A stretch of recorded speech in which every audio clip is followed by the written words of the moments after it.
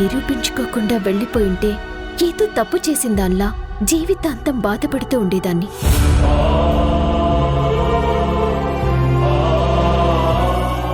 ఇంకెవ్వరూ నన్ను నమ్ముండేవారు కాదు. Thanks madam. ఇంక మీరు చెప్పినట్టే సంతోషంగా వెళ్ళిపోతాం.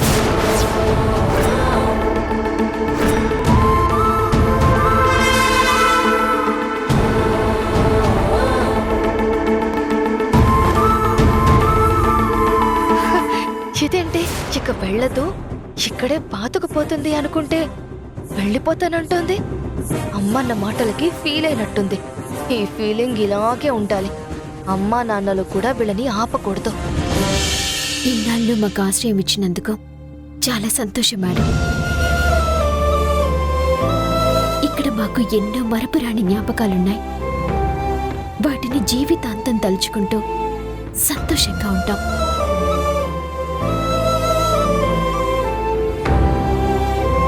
వెళ్ళొస్తాం మేడం. తెలుసో తెలియకో మా వల్ల ఏమన్నా పొరపాట్లు జరుగుంటే మమ్మల్ని క్షమించండి.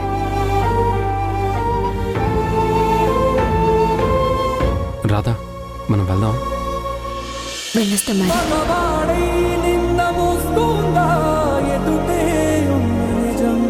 జరిగినదా కలవరం, దొరికినదా ప్రియవరం, కనుతడిగా కరిగినదా ఎదగదిలో సమరం. ఏది మనదనుకుంటా, ఏది కాదనుకుంటా, లేని తలరాతని వెతికే మనసుకు ఏమని చెబుతా. ఎంత కని దిగిపోతా, ఎంత కని దిగులవుతా, రాని మమకారాన్నడిగి ఎంతని పరుగులు పెడతా.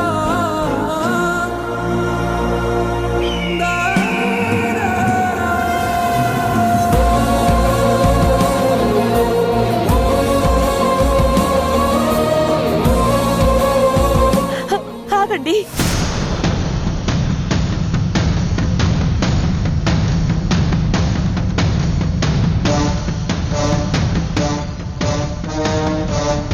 మళ్ళీ ఎందుకు ఆగమంటోంది?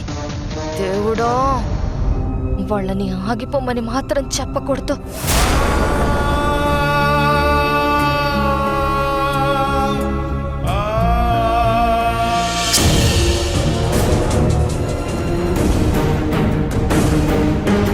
ఏమన్నావు మేడం, ఇంతకు ముందేమన్నావు? ఇక్కడ మాకు ఎన్నో జ్ఞాపకాలున్నాయి. వాటిని తలుచుకుంటూ అది కాదు, అంతకు ముందేమన్నావు? నా నిజాయితీని రుజువు చేసుకునే అవకాశం ఇచ్చినందుకు చాలా థ్యాంక్స్. మీరు చెప్పినట్టే సంతోషంగా వెళ్ళిపోతాం అన్నాను మేడం. అదే సంతోషంగా వెళ్ళిపోతా ఉన్నావు కదా, నిజంగానే సంతోషంగా వెళ్తున్నావా?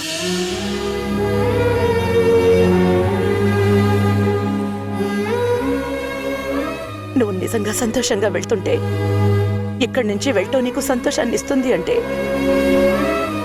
వెళ్ళిపో.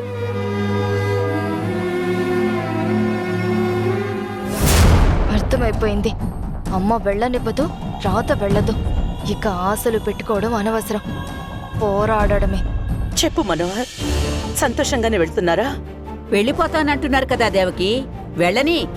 ఎలా వెళ్తే ఏంటి? అలా ఎలా వెళ్ళనిస్తావు అత్తయ్య గారు? తను సంతోషంగా వెళ్ళడం లేదు సరికదా, వెళ్తూ వెళ్తూ మా సంతోషాన్ని కూడా లాక్కుపోతోంది. అలా ఎలా వెళ్ళనిస్తాం? అవునమ్మా, మీరు వెళ్ళిపోతుంటే మా సంతోషం మొత్తం మీతో పాటే గడప దాటి వెళ్ళిపోతున్నట్టు అనిపిస్తుంది.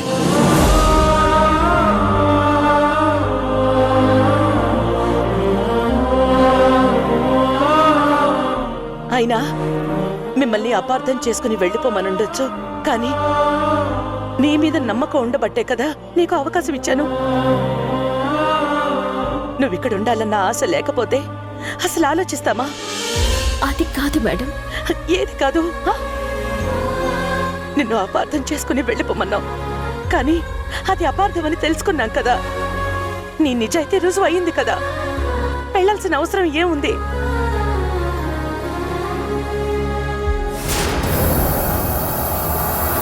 దేవుడా, ఎందుకు ఇంతలా బ్రతిమాలుతోంది అమ్మా? వెళ్లే వాళ్ళని బ్రతిమాలి ఉంచుకుంటే వాళ్ళ బలం పెరుగుతుంది, నాకు బ్యాండ్ పడుతుంది. అర్థమైంది. నేనేదో కోపంలో మొహం చూపించొద్దు అన్నాను కదా, అది మనసులో పెట్టుకుని బ్యాగ్ పట్టుకుని బయలుదేరిపోయావు, అంతే కదా? అదేం లేదు మేడం. మరైతే లోపలికెళ్ళండి.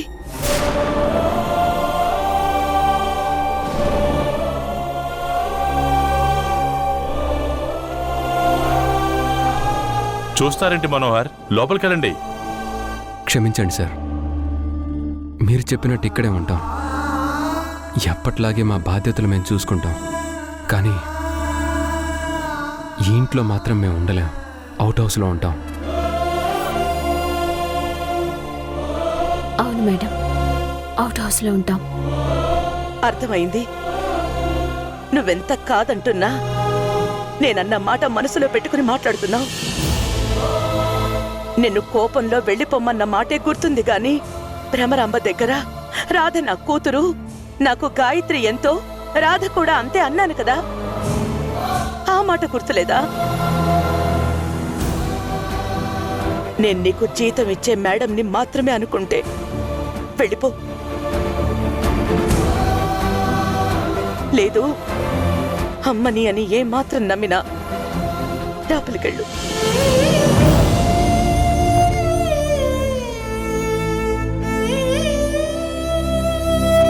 అక్క, ఎందుకంత బతిమాలతావు? వాళ్ళేం వెళ్ళిపోవడం లేదు, అవుట్ హౌస్ లో ఉంటానంటున్నారు కదా. వాళ్ళెక్కడుంటే ఏంటి? అయినా ఈ రోజుల్లో కడుపున పుట్టిన వాళ్లే పెళ్లిళ్ళు అవగానే కాపురాలంటూ వేరే కుంపటి పెట్టుకుంటున్నారు. పని చేయడానికి వచ్చిన వాళ్ళు పక్కింట్లో ఉంటే నష్టమేంటి?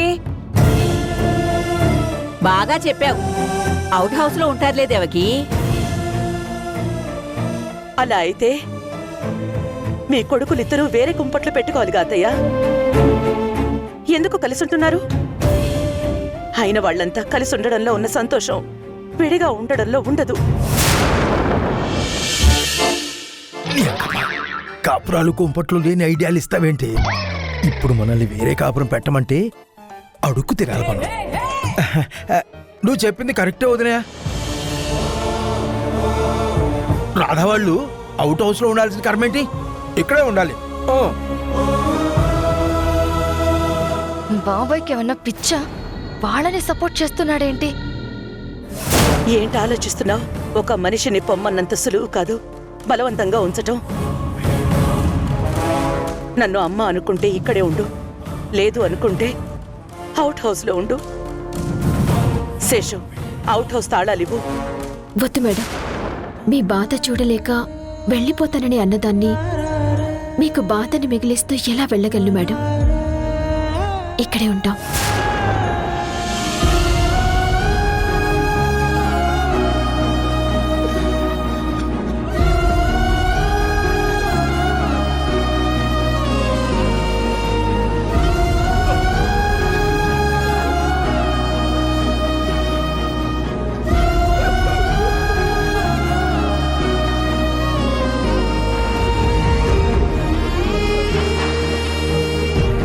సరే సరే, చాలా దూరం ప్రయాణం చేసి వచ్చారు, రాగానే ఈ గొడవ. వెళ్ళి విశ్రాంతి తీసుకోండి, వెళ్ళండి. రాధా,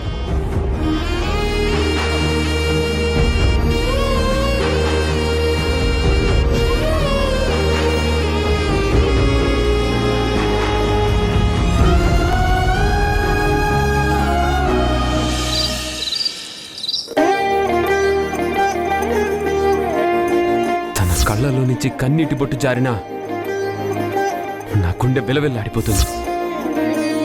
నీకోసం ఎక్కడికైనా వెళ్తా, ఎంత దూరం అయినా వస్తా. కొంతమందిని చూస్తే వారి కోసం ఏమైనా చేసేయాలనిపిస్తుంది, ఎంత దూరం అయినా వెళ్ళాలనిపిస్తుంది. అమ్మాయిని చూస్తే చాలు ప్రతి ఒక్కడు సొంగార్చుకోవడమే. వెళ్ళడలు ఆట పట్టిస్తాడు, అల్లరి చేస్తాడు. చెడ్డవాడు అనుకున్నాను కానీ అనుకున్నంత చెడ్డోడేం కాదు, మంచోడే. అంత మంచోడా? మంచోడే. అభిప్రాయం చాలా తొందరగానే మారిపోయిందే. ఒక మనిషి మీద అభిప్రాయం ఎప్పటికీ ఒకేలా ఉంటుందా? పరిస్థితుల్ని బట్టి, ప్రవర్తనని బట్టి మారిపోతుంది. ఎవరు?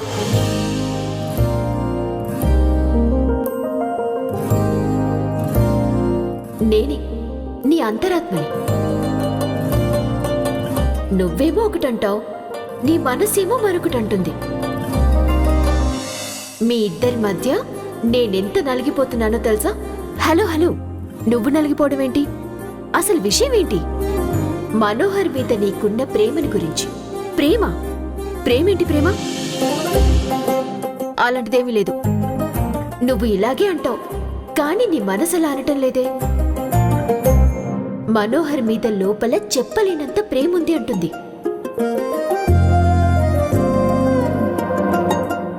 మనసు లేదు, ఏమీ లేదు.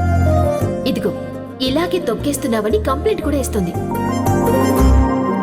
నేనైతే ముందే అనుకున్నా ఏదో ఒకరోజు మనోహర్తో ప్రేమలో పడతావని.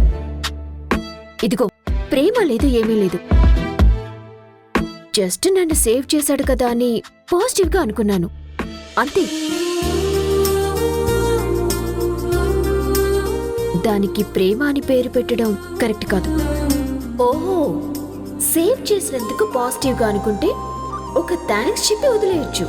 కానీ మరీ గంటల తరబడి అతని కోసమే ఆలోచిస్తుంటే ఏమనుకోవాలో. గంటల తరబడేం కాదు, అయితే గంటకొకసారా? ఇదిగో నన్ను ఊరికే ఇరిటేట్ చేయొద్దు. మన మనసులో ఒకటుండి అది బయటికి చెప్పుకోవటానికి ఇష్టం లేనప్పుడు దాని గురించి ఎవరైనా ప్రస్తావిస్తే చిరాగ్గానే ఉంటుంది. నువ్వు ఎన్ని చెప్పినా మనోహర్ అంటే నీకిష్టం ఉంది, కానీ అది బయటికి చెప్పుకోవటం ఇష్టం లేదు. అలాంటిదేం లేదు. నన్ను విసిగించకుండా నువ్వు వెళ్ళిపో. వెళ్ళిపోతానులే, కానీ నిన్నొక మనిషి ప్రవర్తన చిరాకు తెప్పించి ఈరోజు అదే ప్రవర్తన సంతోషం కలిగిస్తే దాన్ని ఏమంటారు? నిన్నొక మనిషి మాట కోపం తెప్పించి ఈరోజు అదే మాట నవ్వుని తెప్పిస్తే దాన్నేమంటారు? ఒక మనిషిని తలుచుకొని మురిసిపోతే ఏమంటారు? తలుచుకోకుండా ఉండలేకపోతే ఏమంటారు? నాకు చెప్పొద్దు, నీకు నువ్వే చెప్పుకో. నువ్వు ఏం చెప్పినా నేను నమ్మను. ఇంక నువ్వు నాకేం చెప్పకు. వెళ్ళిపో, వెళ్ళిపో, వెళ్ళిపో, వెళ్ళిపో. పక్కన ఎవరూ లేరు. ఎవరితో మాట్లాడుతుంది? ఈ పిల్లకి పిచ్చేమన్నా పట్టిందా, దెయ్యం ఏమన్నా పట్టిందా?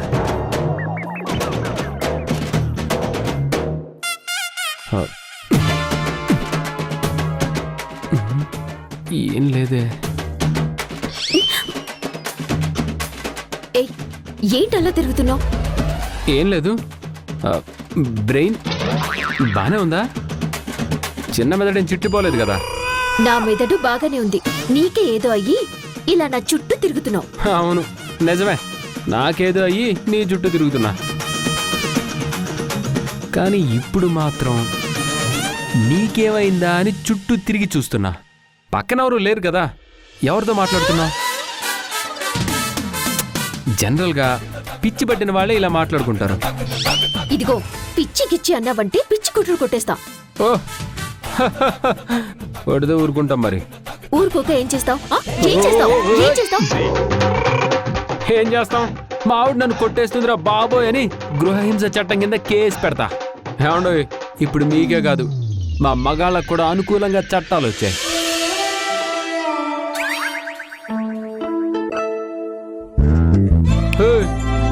హలో, ఏంటి మేడం సైలెంట్ అయిపోయారు?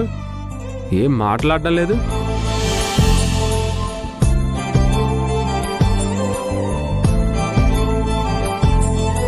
ఇది కళ నిజమా? కౌంటర్ వేయటం లేదు, కోపం రావడం లేదు.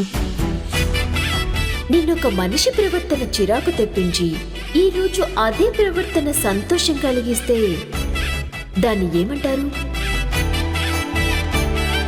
నిన్నొక మనిషి మాట కోపం తెప్పించి ఈరోజు అదే మాట నవ్వుని తెప్పిస్తే దాన్నేమంటారు?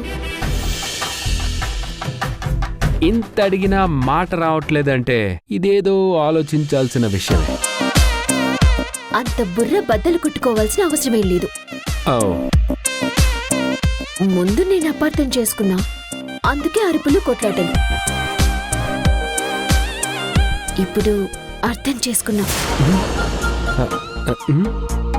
అందుకే ఈ మౌనం. అర్థమైందా? ఈ విషయం ఇంతటితో వదిలి. ఏమన్నారు మేడం? నువ్వు విన్నది. ఇలాంటి విషయాలు ఒక్కసారి చెప్పడమే కష్టం, మళ్ళీ మళ్ళీ అడగకూడదు.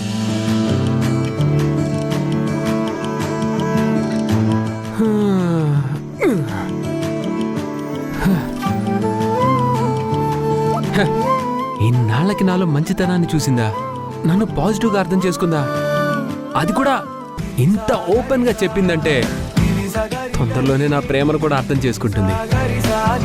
ఏదేమైనా ఈ ప్రేమ గీమ అర్థం చేసుకోవడం చాలా ఆలస్యం. అర్థమైతే ఆ ప్రేమకి లొంగనివాడు ఎవ్వడూ ఉండడు. భగవంతుడా, రాధ నా ప్రేమని అర్థం చేసుకునే రోజు తొందరగా రావాలి స్వామి, ప్లీజా. వస్తుంది.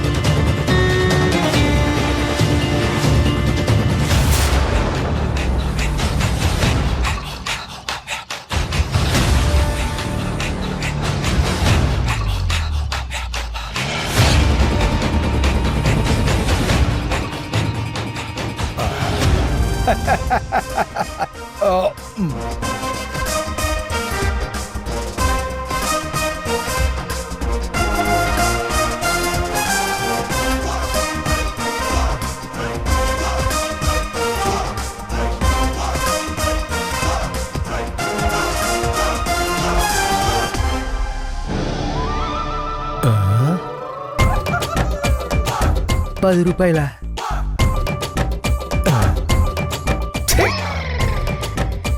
ఈ ₹10 ఆర్డర్కి సరిపోదు, అందులో వాటర్కి సరిపోదు.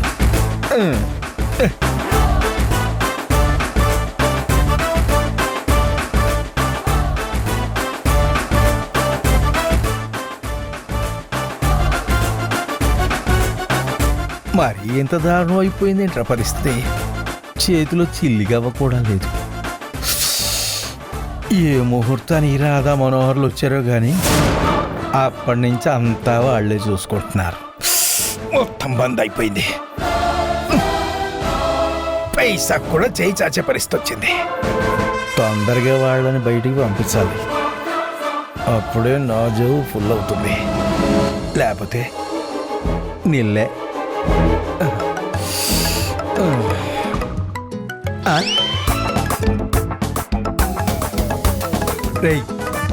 నేనే డబ్బులు లేవని ఏడుస్తున్నాను రా, మళ్ళీ నువ్వు ఫోన్ చేసి ఏం పీకాలా?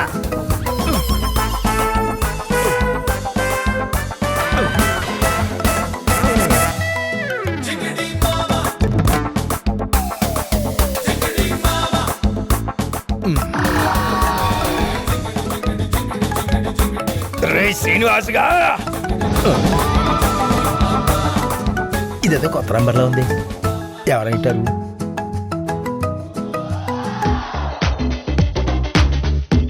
హలో, నేను శ్రీనివాస్. శ్రీనివాస్ నువ్వా? ఏంటి కొత్త నెంబర్ నుంచి కాల్ చేశా? పాత నంబర్ ఎత్తట్లేదు కదా. అది నా ఫోన్లో సాఫ్ట్వేర్ ప్రాబ్లం వచ్చి నంబర్లన్నీ ఎగిరిపోయాయి. లేకపోతే నేను నీ ఫోన్ ఎత్తకుండా ఉంటాను శ్రీనివాసరావు. కథలు చెప్పకు. నా డబ్బులు ఎప్పుడు ఇస్తావో చెప్పు. ఏ డబ్బులు? ఏ డబ్బులా? జాబ్ ఇప్పిస్తానని నా డబ్బులు తీసుకుని నాకు జాబ్ ఇప్పించట్లేదు, తిరిగి నా డబ్బులు ఇవ్వట్లేదు. నీకు జాబ్ ఇప్పించాలి నాకు ఉందయ్యా, కానీ ఏం చేస్తాం, టైం కలిసి రావట్లేదు. కొంచెం ఓపిక పట్టు. ఇంకెన్నా లోపిక పట్టాలి? అప్పుడెప్పుడో కరోనా అన్నావు, ఇప్పుడేమో గవర్నమెంట్ మారింది అంటున్నావు. నీకు ఇచ్చిన డబ్బులు బ్యాంకులో వేసింటే అంతకంత వడ్డీ అయినా వచ్చేది. నీ జాబ్ వద్దు ఏమొద్దు, నా డబ్బులు నాకు తిరిగిచ్చేయి. ఏమయ్యా, ఇప్పటికిప్పుడు డబ్బులు అంటే ఎక్కడి నుంచి తీసుకురావాలి? కొంచెం ఓపిక పట్టమన్నానా?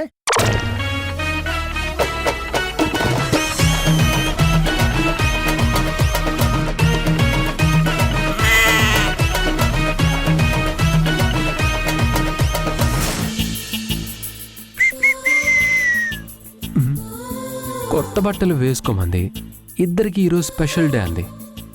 ఏంటా స్పెషల్? ఏంటి బట్టలు ఎందుకు ఇచ్చింది? ఈ రోజు స్పెషల్ ఏంటా అని ఆలోచిస్తున్నావా? మరి ఆలోచించగా పొద్దున్నే ఒక దేవత ప్రత్యక్షమై నీకు వరం ఇస్తున్నా, అదేంటో త్వరగా చెప్తా అని వెళ్ళిపోతే ఆలోచించకుండా ఉంటారా ఎవరైనా? నేనేం దేవతని కాదు, నీ కంటికి అలా కనిపిస్తున్నానంతే. గుండెల్లో ఉన్నవారెప్పుడు గుడిలో దేవతలాగే కనిపిస్తారు.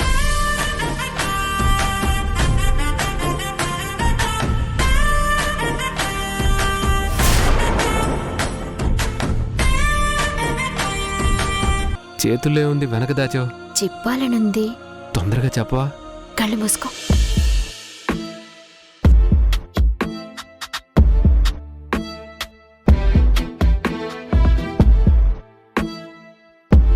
I love you forever and ever.